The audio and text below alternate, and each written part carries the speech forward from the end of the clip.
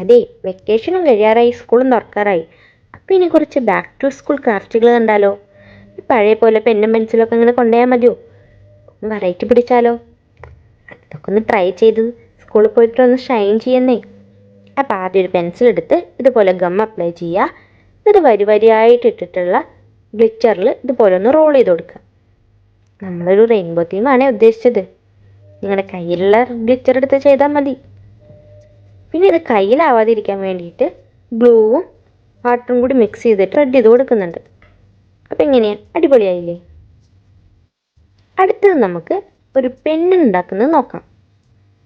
അപ്പം നിങ്ങൾക്ക് ഇഷ്ടമുള്ള കളറിലുള്ള ക്ലേ എടുക്കുക.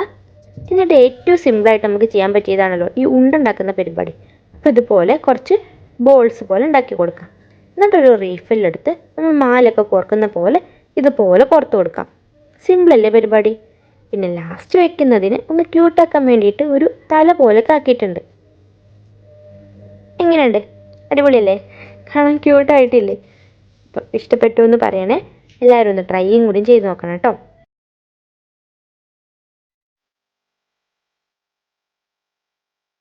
നമ്മൾ പെണ്ണുണ്ടാക്കി പെൻസിലുണ്ടാക്കി, ഇനി ഇതൊക്കെ ഇട്ട് കൊണ്ടുപോകാൻ ഒരു പെൻസിൽ ബോക്സ് വേണ്ടേ? അപ്പോൾ നമ്മുടെ ഈ പെൻസിൽ കേസ് ഒരു പെൻസിലിൻ്റെ പോലെ തന്നെ ആയാൽ എങ്ങനെ ഉണ്ടായിരിക്കും? അടിപൊളിയാവില്ലേ? വെറൈറ്റി അല്ലേ? അപ്പം നമുക്ക് ഇതുപോലത്തെ ഒരു ബോട്ടിൽ എടുക്കുക. എന്നിട്ട് ഇതുപോലെ പെയിൻറ്റ് ചെയ്ത് കൊടുക്കുക. നമ്മുടെ അപ്സര പെൻസിലില്ലേ, അതിൻ്റെ പോലെയാണ് ഇപ്പോൾ ഇത് പെയിൻറ്റ് ചെയ്തിട്ടുള്ളത്. പെയിൻറ്റിങ് മാത്രമാണ് ഇതിൻ്റെ മെയിൻ പരിപാടി എന്ന് പറയുന്നത്. ബാക്കിയൊക്കെ സിമ്പിളാണ്. പിന്നെ ഈ പെൻസിലിൻ്റെ ആ വുഡ് പോലെ കാണുന്നൊരു ഭാഗം ഉണ്ടല്ലോ, അതിന് വേണ്ടിയിട്ട് നമുക്കൊരു ഇതുപോലെ ഒരു കാർഡ്ബോർഡ് എടുത്ത് റോൾ ചെയ്തിട്ട് ഇങ്ങനെ ഒരു കോൺ ഷേപ്പ് ആക്കാം. എന്നിട്ട് അതിൻ്റെ ഉള്ളിൽ നമ്മുടെ ബോട്ടിലിൻ്റെ ക്യാപ്പ് വെച്ചിട്ട് ഒട്ടിച്ചു കൊടുക്കാം. പിന്നെ അതും കൂടി പെയിൻറ്റ് ചെയ്ത് കൊടുക്കാം. ഇത്രയേ ഉള്ളൂ പരിപാടി, സിമ്പിളാണ്. ഇനി ഇതിൻ്റെ ഉള്ളിൽ നമ്മുടെ പെന്നും പെൻസിലും ഇറേസറും എല്ലാം ഇട്ട് കൊടുക്കാൻ പറ്റും. അപ്പോൾ അടിപൊളിയല്ലേ? വെറൈറ്റി ആയിട്ടില്ലേ ഇത്? അപ്പോൾ എല്ലാവരും ഇതൊന്ന് ട്രൈ ചെയ്ത് നോക്കണം കേട്ടോ.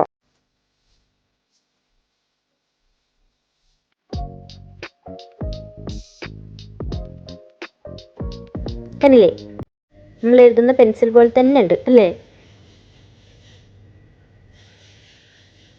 ഇനി നെക്സ്റ്റ് നമുക്കൊരു ഫോൾഡിങ് ഫയൽ ഉണ്ടാക്കാം. നല്ല യൂസ്ഫുൾ ആയിട്ടുള്ളതാണ് ഇത്. അപ്പോൾ നമുക്ക് ഇതുപോലെ ഒരു കാർഡ്ബോർഡ് എടുക്കുക. എന്നിട്ട് ഇതുപോലെ അതിനൊന്ന് കവർ ചെയ്തെടുക്കുക. ഇതുപോലെ പ്രിൻ്റൊക്കെ ഉള്ള പേപ്പർ ഉണ്ടെങ്കിൽ അത് വെച്ച് കവർ ചെയ്ത് കൊടുക്കാം. അതല്ലെങ്കിൽ നോർമൽ പേപ്പർ വെച്ച് കവർ ചെയ്ത് കൊടുത്താലും മതി. ഇത് ഭംഗി ഇരുന്നോട്ട് വെച്ചിട്ട് ഇങ്ങനെ ചെയ്തു എന്ന് മാത്രം. എന്നിട്ട് അതേപോലെ അപ്പുറത്തും ഇപ്പുറത്തും ഓരോ പീസ് പേപ്പറും കൂടി വെച്ചതാക്കി കഴിഞ്ഞാൽ നമ്മുടെ നോട്ട്ബുക്കിൻ്റെ ഒക്കെ ചട്ട പോലെ കിട്ടും.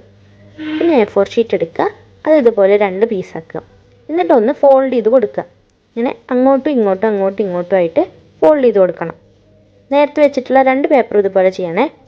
അതിനുശേഷം ആ 2 പേപ്പറും ഇതുപോലെ ഒന്ന് ഒട്ടിച്ചു കൊടുക്കുക.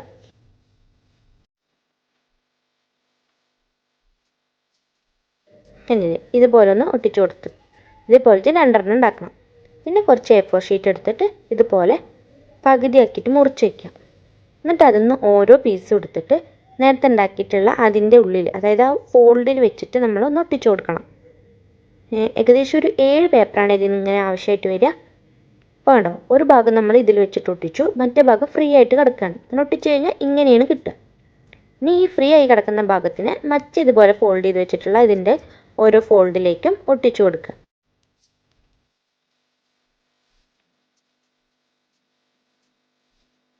പറയുന്നതൊക്കെ മനസ്സിലാവുന്നുണ്ടല്ലോ അല്ലേ? കണ്ടു കഴിഞ്ഞാൽ മനസ്സിലാവും, പറയുന്നത് മനസ്സിലായില്ലെങ്കിൽ. കണ്ടില്ലേ, ഇപ്പോൾ ഇതുപോലെ കിട്ടും. ഇനി ഇത് നമുക്ക് നേരത്തെ ഉണ്ടാക്കി വെച്ചിട്ടുള്ള ആ കവറിലേക്ക്, അതല്ലെങ്കിൽ ആ ചട്ടിയിലേക്കൊന്ന് ഒട്ടിച്ചു കൊടുക്കാം.